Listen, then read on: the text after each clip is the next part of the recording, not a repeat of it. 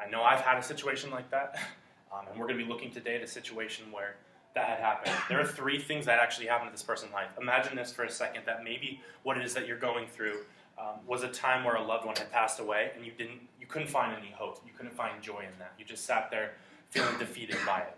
Or maybe your situation was a time where you had no finances. You had no idea where your food was going to come from for that week, and you just knew, oh, I might starve from this. Maybe your situation was something where you had no idea what your future was going to be. You sit there going, I had no idea what to even expect, and all you can feel is depressed or bitter and helpless.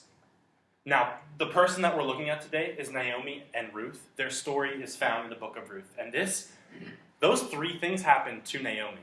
So, again, thinking of your situation while we listen to hers, we're going to walk through this together, find some truths, and then show how it applies to what you guys are going through and what I've gone through as well. So, the story of Naomi picks up, again, as I said, in the book of Ruth. At this time, the Israelites, it was right at the end of the judges' reign where some pretty bad things were happening. The fact that men kind of just did what they wanted to do. In fact, the last verse in Judges leading into Ruth says that in those days, there was no king in Israel, and every man did what was right in his own eyes. So for me, that flashes back to middle school when I read the book, The Lord of the Flies. And I just immediately think of the fact that it's just mass chaos. And sure enough, that's about what it was. Because at this time, they were going back and forth with sinning and then, oh, I'm sorry, repenting, back and forth, back and forth. It was chaos. That's where we're picking up this story of Naomi. So we're zooming in now, focusing directly on her family. Naomi and her husband, Elimelech, were then facing this very tough time in their hometown. And it was also at that time that in that hometown of Bethlehem, they had faced a famine. So they had no food. They were facing the fact that, okay, this dark time is getting even worse. So their decision was, okay, this is tough. We're going to move to a place called Moab.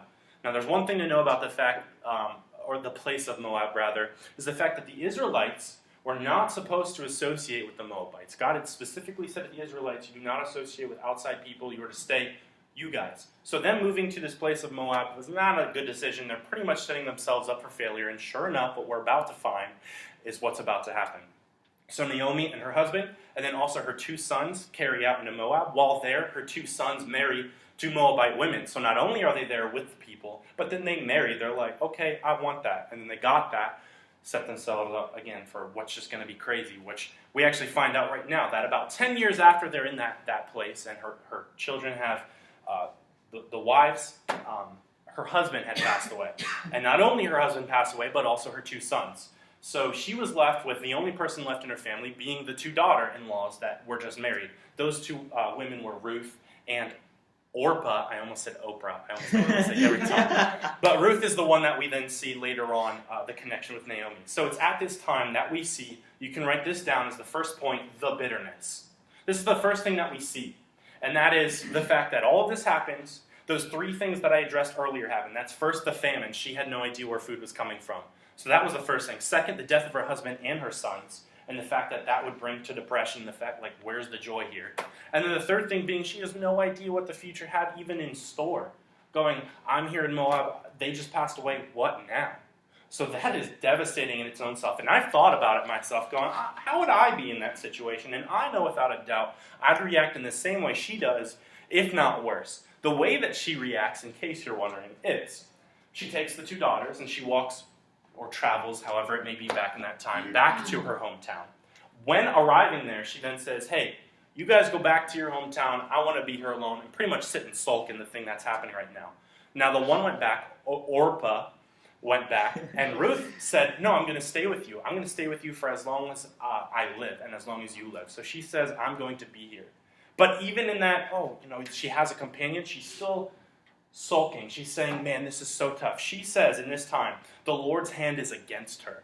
Literally saying the Lord has brought this upon her. She says in this time as well, I left filled and I come back empty. I mean, that's depression if I've ever heard of it. She actually goes so far as to change her name from Naomi to Mara, which means literally bitter. That's how crazy it went. Now, I've had a time where I've hit that point where I made some crazy decisions. I felt like I wasn't fitting in, so I bleached my hair. But I've never gone so far as to literally change my name to anger or to bitterness in her case. How crazy is that? Just think for 2 seconds and go, okay, she's really in a tough spot to go that far. How real? The bitterness. How real the bitterness. But in the same way the bitterness was real, what we're about to find through this is the sweetness. You can write that down, the sweetness of God. Or rather the goodness, but sweet and bitter, I had to. This is where our story now shifts a little from Naomi and focuses more on Ruth. In this time, Ruth is faced again with this dark time, being there with Naomi, trying to support her and say, I'm going to be with you until I die. Ruth actually takes it so far as to say, I'm not only going to be with you until you die or till I die, I'm going to be buried the same place you are. She's saying, even if you die, I'm still staying here.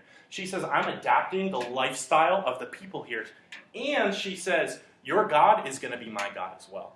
She's literally taking away everything that she had believed and had lived in Moab and said, this is my new life. Now, side note here for a second. How crazy is it that Ruth had just got done hearing Naomi talk about all of these things that she's negatively speaking towards God. In all truth, she's saying the Lord came against me, and this is what happens when you follow God. It's pretty much what she's showing to Ruth. This is my God now. But how amazing it is that Ruth would see that and still say, your God is my God. That just proves the realness of who God is. And even in the times where you're like, I don't really know right now, the sense thing to do in my idea would be, I don't know if I want to do this right now because all I see is negative things. But she continued on. That's a side note, but it is very true. Ruth, now being in this hometown of Naomi, she started to find a place to work. She knew she had to bring things in to be able to provide for Naomi because Naomi was old at that time. So she went out searching. She found a job in a field working for a man named Boaz.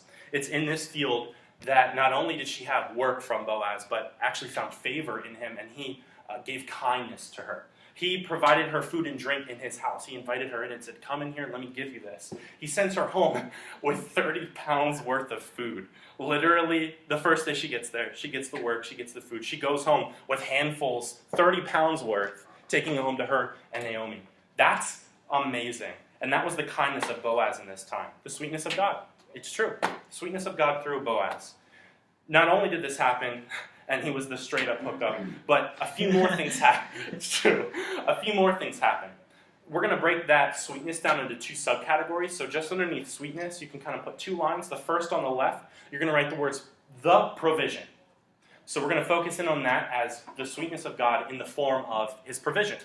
We see God providing shelter and work and even food for Ruth and Naomi in this time. We see God providing through Boaz and his kindness, inviting her in and giving all of this. So we see the ultimate form of provision through worldly things and supernaturally as well. So moving forward, we see one day that Naomi told Ruth, she said, hey, all of this is happening, this is wonderful, but there's something you need to do right now. Ruth, you need to go in and you need to talk to Boaz. Her goal was to go in and talk to Boaz and ask him to be her guardian redeemer. Now, to break it down, because I didn't know what that was, and I read it, I'm like, I got to find what this is. To let you guys know, if you don't know what it is, a guardian redeemer is something that at that time, when a woman, her husband would pass away, she would then marry one of the brothers. And in this case, you heard earlier, she only had 2 sons, and both of them passed away. So there are no brothers for Ruth to be able to marry. So what happens is I almost said kinsman redeemer. It's the same idea, guardian redeemer. That comes in as a close relative and takes that position as the husband. So what she was going to do then is to walk up to Boaz and say, hey, will you be my now husband so we can continue the line of Naomi? Because without anyone to come in and redeem this, there's no future for this family. So she asks us of Boaz, and sure enough, with Boaz being as kind as he is, he says, absolutely. However, in order to do this according to the law, he knew that there was one person who was actually closer in relation to him. And this person was supposed to be the first and foremost guardian redeemer. So he knew, I have to ask him. If he accepts, then you're with him. But at least he's providing. So he goes and has a meeting with this man. And in this meeting, he lays it all out and says, this is that. Will you accept? And the man says, no, I will not. He, in a way, kind of actually makes a wise decision. And that's the fact that he knew that she was a Moabite woman. And he knows we're not supposed to associate. And as much as he wanted to care for, and being the first one there, he should have. Being that was the case, he said, I do not want this to follow me, to ruin my image, to ruin my work. So he chose, I'm not going to do it. But good news is Boaz says, fine, you don't want to do it, I'll take on that. I will be her guardian redeemer. So then they sealed those plans the way that they would seal plans back in the day. Fun fact is that they would take the sandal of the other man, give the sandal, and that's how they did it. It's kind of like one of those stamp the seal of approval. That's what they did. Just, here's my shoe, here's your shoe. Boom, it's official.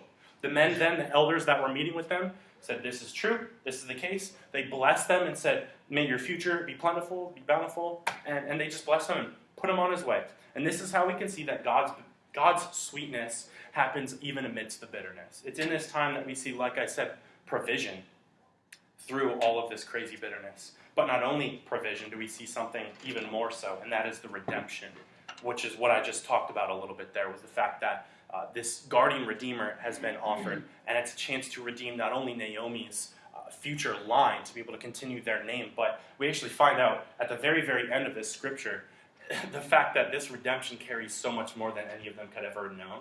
It actually ends the book of Ruth with a lineage of what happens now pretty much after. So we see, Naomi and her husband, and then we see Boaz, who took on Ruth, and then after them they bore a son. That's the redemption there, that they were able to have a child named Obed. And then go on further and further, we see David falls in that line as well. And then even past that, even more so, we see Jesus in that same line. So not only do we see the redemption of this family being able to carry out the name, the birthing of the son Obed, but they also, going down that line, we see a bigger and greater redemption that's so much more than Naomi or Ruth had even been able to comprehend at that time.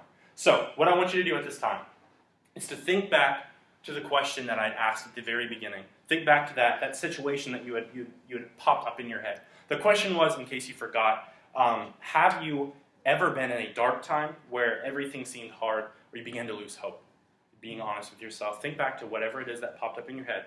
Keep that in your head while we walk through real quick the truths that had popped up in that story. We can see what happened with Ruth and with Naomi and how it applies to whatever situation you're going through as well. So first, the truth was the bitterness. That was the first thing that we addressed. And the fact that Naomi, it was bitterness. I mean, her name was now bitterness, but it was so much that she lost everything.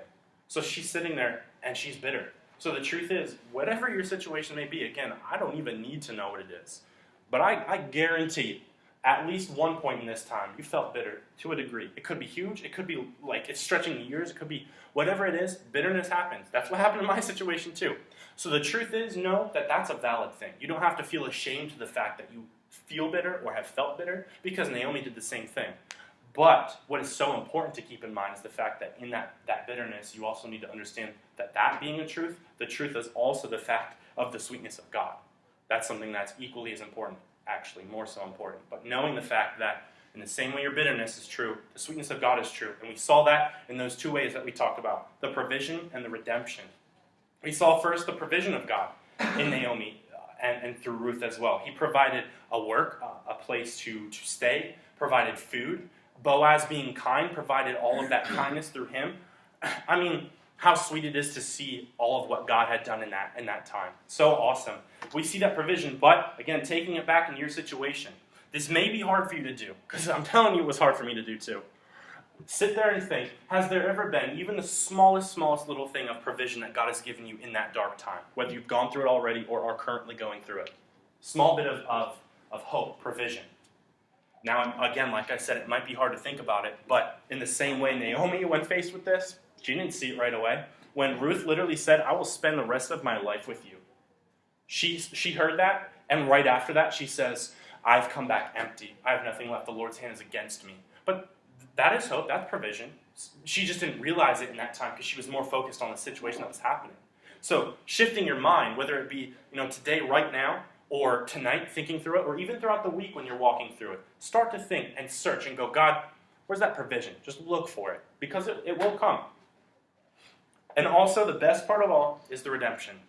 The redemption in your situation might not seem like it's ever going to come. You might be looking and go, I see no end to this in sight at all. This is just going to be terrible.